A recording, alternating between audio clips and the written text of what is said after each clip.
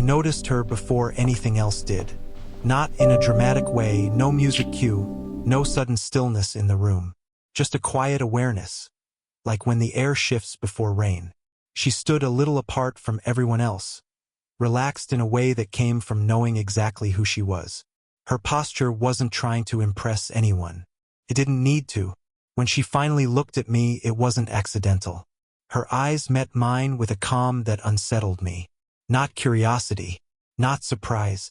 It felt closer to recognition, as if I'd just walked into the middle of a conversation she'd already been having in her head. She didn't rush to look away. She didn't smile right away either. She simply held my gaze, steady and unguarded, like she was measuring something she already understood. I remember thinking how strange that was, that someone could look at you like they weren't discovering you, but confirming you.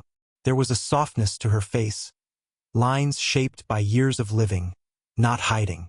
The kind of beauty that doesn't ask to be noticed, but always is. When she finally did smile, it was faint and brief, almost private.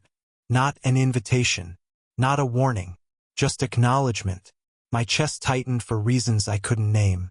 I shifted my weight, suddenly aware of my hands, my posture, the way I was standing.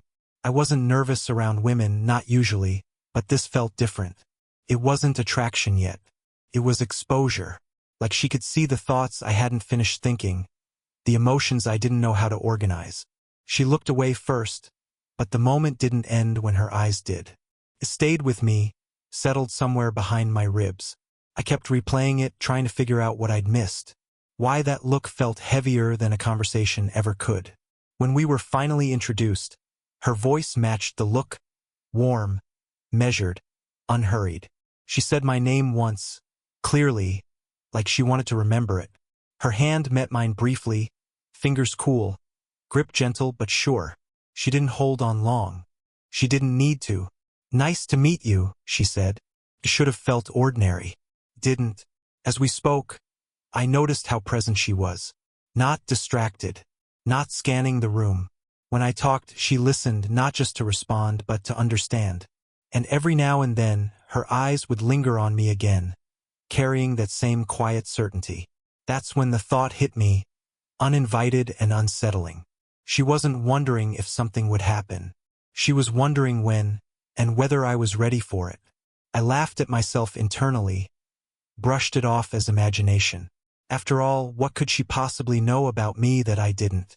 But as the night went on, and her knowing glances returned again and again, one truth settled in with uncomfortable clarity. She looked at me like she already knew what would happen, and somehow that made me afraid. Not of her, but of myself. Our conversations didn't begin the way most do. There was no rush to fill the silence, no awkward small talk stretched thin just to avoid a pause. When we spoke, it felt deliberate, like each word had been considered before it left her mouth. And when she listened, she did it with her whole body, angling slightly toward me, eyes steady, expression open. We sat side by side more than face to face, close enough that I was always aware of her presence, but never so close it felt forced. Sometimes our shoulders brushed when one of us shifted, and every time it happened, I felt it. A quiet jolt that traveled faster than thought. She never reacted outwardly, never pulled away or leaned in. She simply allowed the moment to exist, untouched.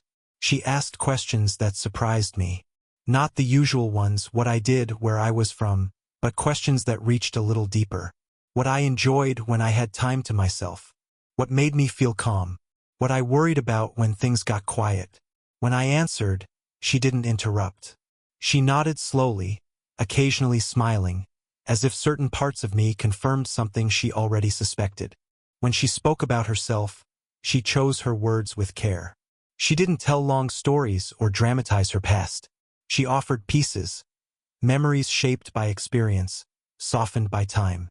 She spoke about work, about routines she enjoyed, about learning when to stop explaining herself to people who had already decided who she was.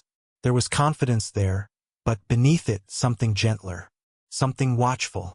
Her voice lowered when the conversation drifted toward personal ground.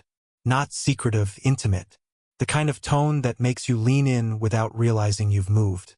I noticed how she paused before answering certain questions, just long enough to decide how much truth the moment could hold. I started choosing my words more carefully too. Not because she demanded it, but because I didn't want to disappoint whatever version of me she seemed to see. I felt myself holding back confessions I hadn't even admitted to myself yet, afraid she might already recognize them. It was unsettling, that sense of being understood before I'd finished understanding myself. Every now and then, there would be a silence between us, full, unhurried. She never rushed to break it. She let it stretch, comfortable in the quiet, and somehow invited me to be comfortable there too. In those moments, I'd glance at her hands resting loosely in her lap, or the way her posture stayed relaxed, open. Nothing guarded. Nothing accidental. Once, when I laughed at something she said, she turned to look at me fully. Her eyes softened, just for a second, and I felt something shift. Not attraction exactly. Recognition. Like she was seeing me not as I presented myself, but as I was becoming. I realized then that our conversations weren't drifting toward intimacy by chance. They were being guided gently, thoughtfully, by someone who knew the weight of words and the power of restraint. She never crossed a line. She never named what was forming between us. But every conversation ended the same way, with me walking away feeling closer to her than before, and wondering how she knew exactly how far to go. The first time she touched me, it wasn't dramatic enough to justify how deeply it stayed with me. There was no sudden stillness, no sharp intake of breath. It happened in the middle of an ordinary moment, the kind people forget as soon as it passes. Except I didn't. We were walking side by side, the conversation light, almost careless. I'd said something that made her laugh. One of those genuine laughs that starts quietly and grows before you can stop it. As she laughed, she reached out and rested her hand against my forearm, just below the elbow. Not gripping, not tentative, simply there, warm and steady. The touch lasted only a few seconds. But in those seconds, everything inside me shifted. I felt the warmth of her palm through my sleeve, the subtle pressure of her fingers as if grounding herself. She didn't freeze when she realized what she'd done. She didn't apologize or pull away quickly. She finished laughing, let the moment settle, and then slowly, deliberately, removed her hand. I was the one who forgot how to speak. My body reacted before my mind could catch up. My chest tightened, breath shallow, heart suddenly aware of its own rhythm. It wasn't desire in the way I understood it. It was something quieter, heavier. A sense of closeness that felt earned, not taken. She kept walking, unbothered. Or at least she appeared that way. Her pace didn't change. Her posture stayed relaxed. If she noticed what that touch had done to me, she didn't acknowledge it, not outwardly. That was the part that stayed with me the most. Anyone could touch someone accidentally. But this wasn't that. It was intentional without being forward. Familiar without being intimate. Carried no question, no expectation. Just presence. Later, when we sat down, our knees brushed as we adjusted our chairs. This time, neither of us moved away. The contact was light, barely there, but constant. I could feel the gentle shift of her leg when she crossed her ankles, the subtle awareness that she was just close enough to remind me she was there. She glanced at me then, not sharply, not searching, but with that same calm knowing I'd noticed before. Her eyes held mine for a moment longer than necessary. No smile. No challenge. Just acknowledgement. I wondered if she understood how new this felt to me. How a single touch could carry so much weight. How my mind replayed it over and over, trying to decode it for meaning. Did it mean comfort, affection, or was it simply her way of being open, unafraid of connection? The age difference crept into my thoughts then, uninvited but impossible to ignore. Not as something wrong, as something real. She moved through the world with ease, with confidence earned over time. I was still learning what to do with feelings before they spilled over. And yet, there she was, touching me like it was natural, like it wasn't something to overthink. When our eyes met again, she didn't look surprised by my reaction. She looked patient, as if she knew this was the moment I'd stop pretending our connection was only in my head, and begin feeling it in my body, too. It happened in a quieter moment, when the world around us felt less demanding. The kind of space where people either skim the surface or tell the truth. We were sitting across from each other then, not as close as before, but more intentional. The show was over, the laughter had settled, and something softer had taken its place. She was the one who shifted the conversation, not abruptly, not heavily, just enough to change the temperature. "I used to think I knew what love was," she said, almost to herself. Her eyes weren't on me at first. They rested somewhere beyond my shoulder, as if the past had weight and distance. "But I've learned it changes shape. Sometimes it teaches you by staying, sometimes by leaving." Her voice was steady, but there was something underneath it. Experience, carefully contained. I watched the way her fingers curled loosely around her cup, thumbs brushing the rim in slow, absent circles. It felt like a habit formed during difficult conversations, a way of grounding herself. I didn't interrupt. I didn't know how. She spoke about relationships that had been real, not idealized. About loving deeply and still choosing to walk away when staying would have meant losing herself. About learning how to be alone without being lonely. There was no bitterness in her words, just clarity. "I didn't always know how to listen to myself," she admitted quietly. "But I do now." When she finally looked at me, the softness in her eyes made my chest tighten. Not showing off scars, offering understanding. I felt suddenly aware of how little life had asked of me so far, and how much she'd already answered. I wanted to say something meaningful, something worthy of the moment. Instead, honesty found me first. "I don't think I've ever felt something before I was ready for it," I said. The words surprised me as they left my mouth. "At least, not like this." She didn't smile. She didn't reassure me. She simply nodded, as if that confession fit neatly into a story she already knew. "That's not a weakness," she said gently. "It just means you're paying attention." There was a pause after that, thick, reflective, the kind that asks you to sit with what's been said. I realized then that her knowing look, the careful pace, the restraint, it wasn't control. It was protection. She'd been here before, felt the pull, known how easy it is to mistake intensity for readiness. She wasn't afraid of me. She was careful for me. That realization hit harder than any confession could have. I leaned back slightly, needing space to breathe, to think. She noticed, of course. She always did. But she didn't fill the space or chase the moment. She let me have it. "I don't know where this goes," I admitted finally. She met my eyes, calm and honest. "Neither do I," she said. "But I know what it costs when people pretend they don't feel something just because it complicates things." There it was.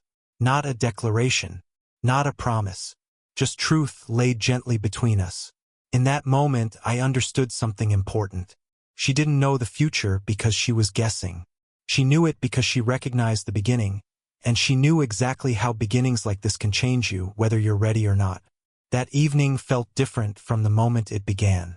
Not louder, not more exciting, just heavier, like the air itself was aware of what we were circling but refusing to name. We sat closer than before, not by accident, not by design. It simply happened, as if the space between us had finally given up. The room was quiet in a way that made every small movement feel amplified. The soft sound of fabric shifting when she crossed her legs. The faint rhythm of her breathing when she leaned back, then forward again. Our knees touched almost immediately this time, and neither of us moved. The contact was light, barely pressure, but it anchored me there. She rested her hand on the table between us, fingers relaxed. Without thinking, I placed mine beside hers. Not touching, close enough to feel the warmth radiating from her skin. I could have pulled away. I didn't. She noticed, but still she didn't move. Silence stretched between us, no longer comfortable, not yet unbearable. Charged. I felt it in my chest, in the way my thoughts slowed, narrowed, focused entirely on her. On how close her shoulder was. On how easily I could close the distance if I let myself. Her thumb brushed my knuckles then, slow, almost absent-minded. Just once. A single, gentle pass like she was testing whether the moment could hold it. My breath caught. She looked at me immediately, not startled, not apologetic, just attentive, as if she wanted to see what that small touch would awaken. I didn't pull my hand away. Instead, my fingers shifted slightly, showing her I was still there, still present. For a moment, it felt like the world narrowed to that space between our faces. Her eyes flicked to my mouth, then back to my eyes. The movement was subtle, but unmistakable. My heart hammered so loudly I was sure she could hear it. I leaned in, just enough to feel her breath, just enough to make the question real. That's when she spoke. "This," she said softly, barely more than a whisper, "is where people usually misunderstand their feelings." The words stopped me. Not like a wall, but like a hand placed gently on my chest. I stayed where I was, close enough to feel the warmth of her skin, far enough to choose. Her eyes searched mine, not for permission, but for understanding. There was no fear in her expression, only care. I swallowed, nodding slightly. "It doesn't feel like misunderstanding," I said quietly.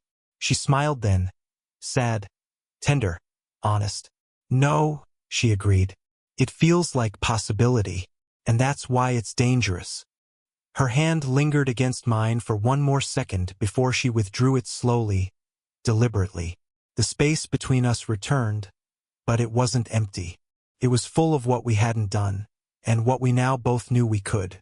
I leaned back, running a hand through my hair, trying to steady myself.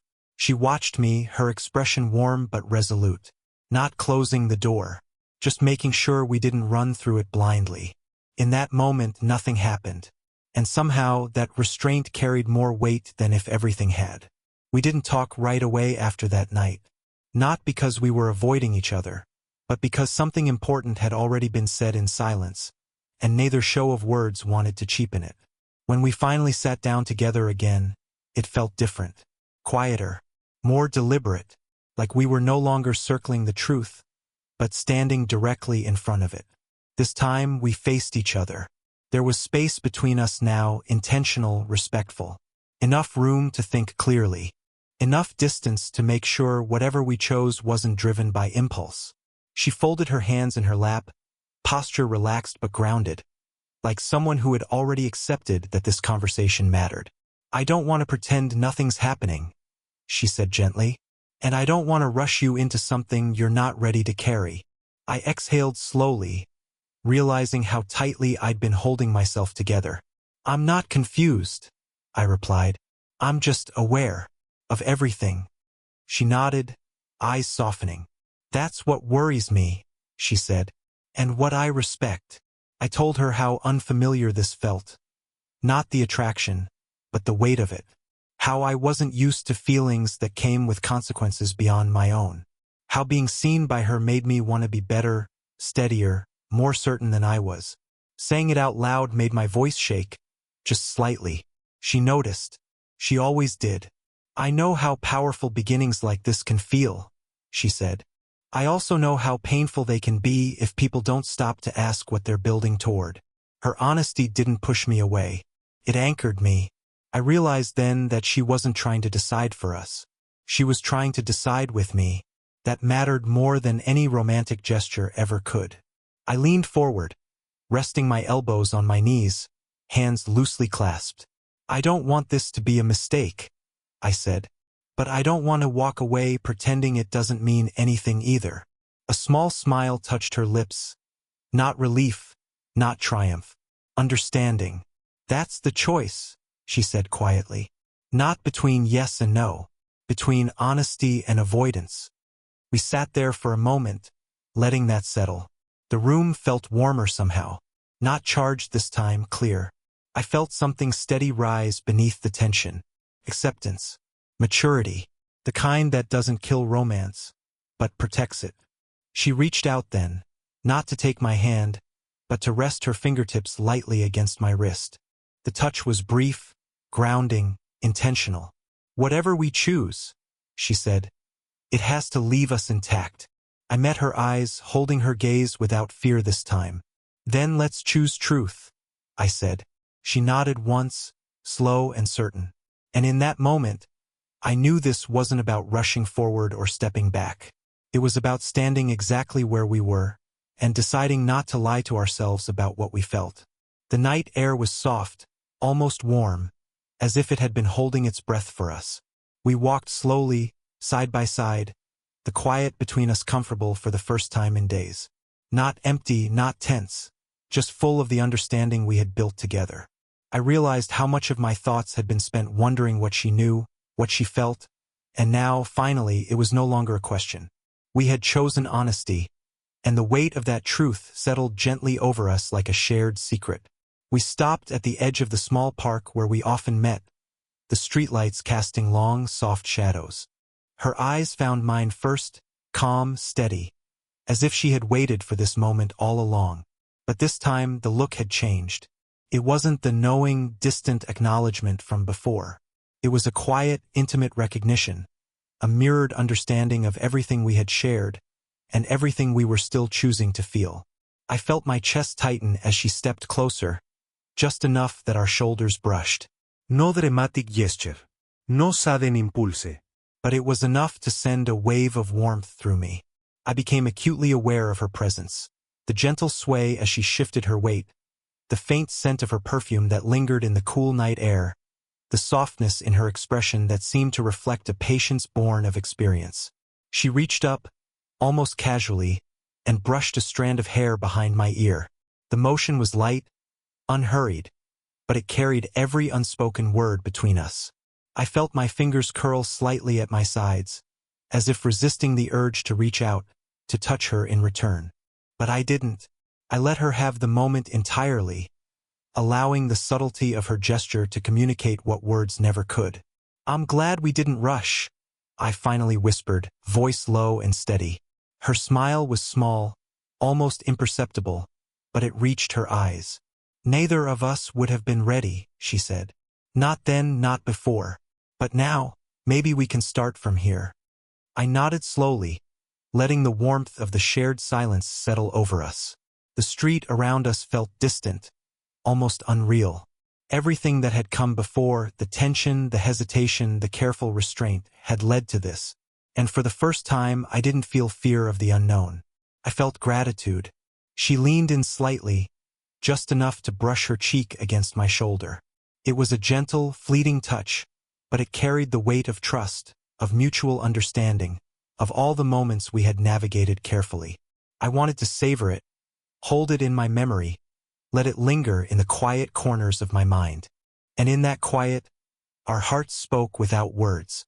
We pulled back just enough to meet eyes again. The look she gave me was no longer the knowing glance from the beginning. It was something different, shared, open, and quietly powerful. It was the look of two people acknowledging what they wanted and, more importantly, what they were willing to protect. As we began to walk again, side by side, our steps in sync, I realized that the story wasn't about rushing forward or reaching a destination. It was about presence, honesty, and choosing each other, even if the future remained uncertain. She looked at me like she already knew what would happen. This time I did too. 33.